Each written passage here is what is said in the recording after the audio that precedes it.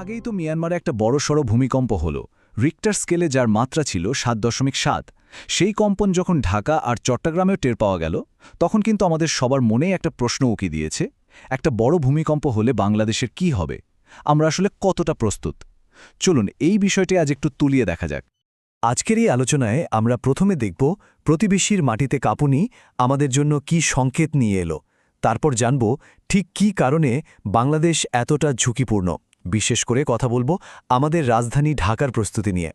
এরপর দেখব একটা ভূমিকম্প হলে ঠিক কি ঘটতে পারে তার একটা ভয়াবহ চিত্র। আর সবশেষে শুনব বিশেষজ্ঞদের চূড়ান্ত সতর্কবার্তা। চলুন একদম প্রথম অংশটা দিয়ে শুরু করি।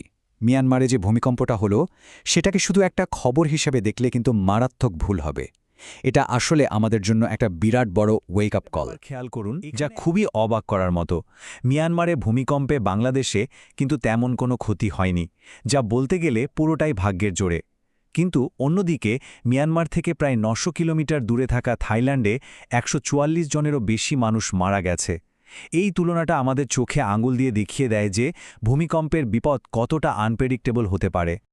আর ঠিক এইখানেই কিন্তু আসল প্রশ্নটা চলে আসে। একবার ভাবুন তো, যদি ওই ৭.৭ মাত্রার ভূমিকম্পটা মিয়ানমারে না হয় আমাদের রাজধানী ঢাকায় হতো, তাহলে পরিস্থিতিটা ঠিক কী দাঁড়াতো? এই ভয়ঙ্কর প্রশ্নের উত্তর জানতে হলে আমাদের বুঝতে হবে ভৌগোলিকভাবে বাংলাদেশ কেন এতটা বিপদের মধ্যে আছে। এর পিছনের মূল কারণটা হলো টেকটনিক প্লেট। খুব সহজ করে বললে এগুলো হলো পৃথিবীর ওপরের চামড়ার মতো বিশাল বিশাল কিছু পাথরের খণ্ড, যেগুলো সারাক্ষণ নড়াচড়া করছে। আর যখনই এদের মধ্যে ধাক্কা লাগে বা একটা আরেকটার নিচে চলে যায়, তখনই মাটি কেঁপে ওঠে, মানে ভূমিকম্প। বাংলাদেশের জন্য সবচেয়ে বড় চিন্তার কারণটা হলো এর অবস্থান। আমাদের এই ছোট্ট দেশটা ইন্ডিয়ান, ইউরেশিয়ান এবং বার্মিজ, এই তিনটে বিশাল টেকটনিক প্লেটের সংযোগস্থলের ঠিক ওপরেই বসে আছে। ভাবা যায়, পৃথিবীর খুব কম দেশই কিন্তু এমন একটা বিপজ্জনক ভূতাত্ত্বিক অবস্থানে রয়েছে। বলছেন ইন্ডিয়ান প্লেটটা ক্রমাগত উত্তর দিকে, মানে আমাদের দেশের দিকে চাপ দিয়ে যাচ্ছে। এই প্রচণ্ড চাপের ফলে দেশের ভেতরে থাকা মধুপুর ফল্ট আর ডাউকি ফল্ট লাইনে অসংখ্য শক্তি জমা হচ্ছে। এই জমে থাকা শক্তি কিন্তু যে কোনো সময় ৭ বা তার চেয়েও বড় মাত্রার একটা ভূমিকম্প ঘটিয়ে ফেলতে পারে। প্রাকৃতিক ঝুঁকি তো আছেই, কিন্তু সমস্যাটা আরও হাজার গুণে বাড়িয়ে তুলেছে আমাদের রাজধানী ঢাকার অপরিকল্পিত নগরায়ন আর চরম প্রস্তুতিহীনতা। বুয়েটের অধ্যাপক ইশরাত ইসলামের এই কথাটা শুনুন, পরিস্থিতিটা পরিষ্কার হয়ে যাবে। তিনি সরাসরি বলছেন, ভূমিকম্প সহ্য করার মতো করে যে বিল্ডিং বানানো দরকার, সেই নিয়মকানুনের কোনো তদারকিই হচ্ছে না। আর তার থেকেও বড় সমস্যা, সাধারণ মানুষ হিসেবে আমরাও সচেতন না। ভূমিকম্প হলে কি করতে হবে সেটাই আমরা জানি না। তাহলে ঢাকার দুর্বলতাগুলো কি? মোটা দাগে বললে ৩টে। ১. বিল্ডিং কোড না মেনে ভবন তৈরি। ২. বিপদ ঘটলে কি করতে হবে সে বিষয়ে আমাদের সচেতনতার অভাব। আর ৩. যেটা সবচেয়ে মারাত্মক, একটা বড় দুর্যোগের পর আশ্রয় নেওয়ার বা উদ্ধার কাজ চালানোর মতো খোলা জায়গার প্রচণ্ড অভাব। পরিস্থিতি কতটা গুরুতর তার একটা উদাহরণ দিই। রাজুক সম্প্রতি কিছু ভবন জরিপ করে ৪২টাকে অত্যন্ত ঝুঁকিপূর্ণ হিসাবে চিহ্নিত করেছে, মানে এগুলো ভেঙে ফেলা উচিত। কিন্তু জানেন কি, সেই ভবনগুলোতে এখনও মানুষ দিব্যি বসবাস করছে, অফিস দোকানপাট সবই চলছে। এতক্ষণ তো আমরা ঝুঁকির কথা বললাম, এখন চলুন দেখি যদি সত্যিই একটা বড় ভূমিকম্প হয় তাহলে ঠিক কি ঘটতে পারে। রাজুকের একটা গবেষণা আমাদের সামনে এক গা শিউরে ওঠার মতো চিত্র তুলে ধরেছে। চলুন একটা সিনারিও কল্পনা করা যাক।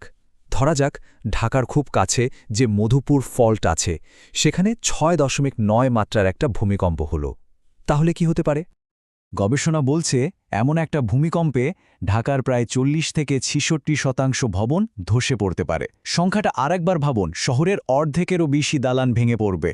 সেই ধ্বংসস্তূপের ছবিটা কি আমরা কল্পনা করতে পারছি? আর এই স্লাইডের তথ্যটা সবচেয়ে মর্মান্তিক। ভবন ধসের কারণে সম্ভাব্য মৃত্যুর সংখ্যাটা দেখুন। ভূমিকম্পটা যদি ভোরে হয়, যখন সবাই ঘুমিয়ে থাকে, তখন ২ থেকে ৩ লাখ মানুষের মৃত্যু হতে পারে।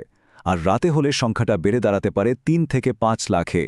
এটা কিন্তু কোনো সিনেমার গল্প না, এটা সায়েন্টিফিক গবেষণার ডেটা। আর বিপদ যে শুধু ঢাকার কাছের ফল্ট থেকেই আসবে তা কিন্তু নয়। যদি সিলেটে ৭.১ মাত্রার ভূমিকম্প হয়, তার ধাক্কায় খোদ ঢাকা শহরেই ৩ লাখের বেশি বিল্ডিং ক্ষতিগ্রস্ত হওয়ার আশঙ্কা আছে। তার মানে বিপদটা আসলে আমাদের চারদিক থেকেই ঘিরে রেখেছে। সবশেষে চলুন শুনি বিশেষজ্ঞরা ভবিষ্যৎ নিয়ে কি ভাবছেন।